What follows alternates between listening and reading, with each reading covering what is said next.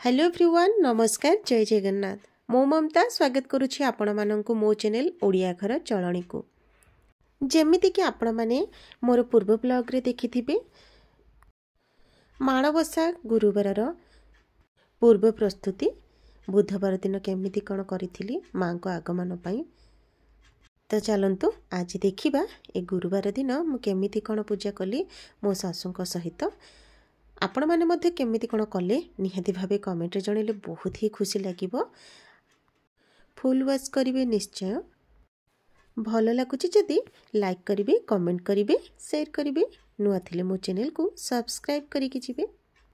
माँ लक्ष्मी आपण समस्त को सहाय हुंतु सदा सर्वदा आपण माने समस्त बहुत ही भलरे थांतु। गुरुवार सकाळु सकाळु घर को झाड़ू कर सारा पर बाहर पाखक आसिकी झाड़ू करदेली ता सहित बारिपट को दांड द्वार मुहरे गोटे कलश आंब डाल बेलपत्र अँला डाल बंदापना करके गोटे प्लेट रे फूल चंदन सिंदूर और चाउल ये सब रखी नहीं। बाहर देखंतु गोबर पानी टिके चेरा पेहरा करके एठी प्रथमे मुरुजर झोटी देदेली। मामी एठी गोबर रखी नौचंती आ गेंडु फूल गोटे गोटे रखीदेवे। गेंडु फूल हूँ माँ को अति प्रिय। तो ये पूजा दिन रे ही आम माँ साइती कर रखी था। देखो कुहुड़ी केते जोर होते ठंडा लगुच कहतुनि। तो ये मामी जिते फूल दे सारे चलू बारिपट आड़े बारिपटे से भाव में झोटी चिता दिखाई कलश बसाई आपण मानक जमी कहली ठीक से भाव में सब सजा ही रखाई दीप धूप माँ को आगमन भिक्षा करागला। तो चलते आपको देखेबी प्रथम माँ सुमरणा केमिति कौन कलु माँ को बंदापना करके घर को आणलु। तो प्रथमे तो ये मु माँ को पाखे चंदन सिंदूर आ प्रथमे बंदे देली।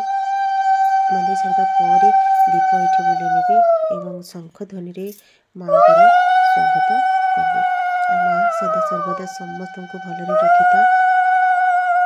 मु तो निमित्त मात्र मो द्वारा बा कौन हो पार जदि किसी भूल हो जाए ताहले मते क्षमा करदेव माँ। यह ही मोर कामना कहीकि प्रथमे माँ को कहली।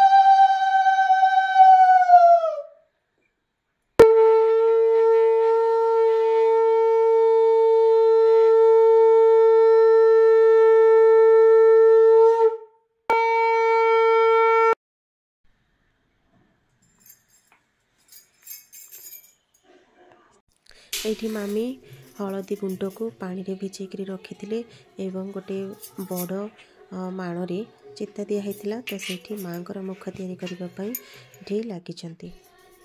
तो प्रथमे ये माँ को मुह तैयारी करने मामी हाथ साहय एमती थापी ने से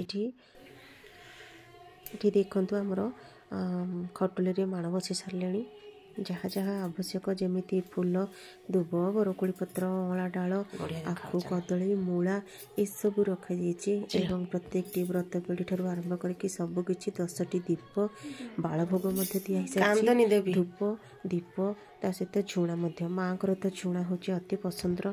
माँ बहुत खुशी हो जाती। ये मो माँ को देखु लक्ष्मी आ नारायण को ये अति सुंदर देखा जाउछंती। मो कान्हा राधाकृष्ण ये मोर कुन्नू कान्हा तारिणी माँ जगन्नाथ बलभद्र सुभद्रा माँ अति सुंदर विषय सुसज्जित होती। आ तुलसी किसी रखा जाइए समर्पण कर देखु मो भोग ये तो जंती जाइए काकरा और मंडा ये मोर खिचड़ी काजू किसमिश देकी करी नड़िया पूरा ता सहित मंडा डाली ये अच्छी आंबिल फलमूल सब पड़ी मुझे टमाट देखी करी खटा मिठा। यहाँ हूँ अटकाड़ी जहाँकि पूरा खीरी भाया टेस्ट लगे बहुत ही भल लगे। तो देखु घाट कर लास्ट एंड फाइनल ये देखी नि शाग अच्छी। ये मुझे पिठा पिठी प्रस्तुत करनी। तो ये सब सरला पर सब रेडी करनेबी। प्रथमे थाली रे माँ को काढ़ी देछि पूजा करी बोली। आइटे विभिन्न प्रकार पिठा सब करी जमीती कि चकुली पोली काकरा मंडा एंडुरी पिठा इडली। तो मुझे जहाँ भी रोषे कर सारा पर ये गैस पाखे गोटे गिनारे रखी अग्नि देवता को प्रथम दे दिए। भोग सजाड़ी सारा पर ये प्रथम धानमणिका बही को पढ़ी नौ मामी सेपटे पूजा करमती देखुथे कन्या को आनी समर्पिले साधव बेदीरे बसिले संकल्प कले द्विज वर श्री करे देले कन्या वर सुतार जुरे ताहा बांधी तहिरे दुर्बा दल छंदी साधव कन्या केते जण मंगल कले उच्चारण साधव यौतुक देले अमूल्यमणि हीरा तुले गज तुरंग आदि जेते रूपे कहीं वही केते वर कन्या को घरे नेले पांच ग्रास से कराइले 16 वाद्य कोलाहली चलती पृथ्वी टळमळ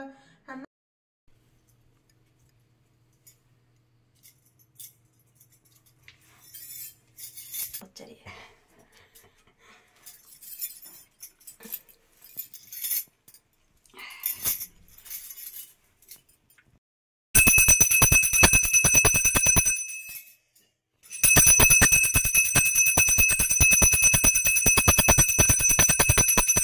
तो ये देखु प्रथम तो मामी ये भोग पानी छड़ीदेली तापर दीप बुले नौ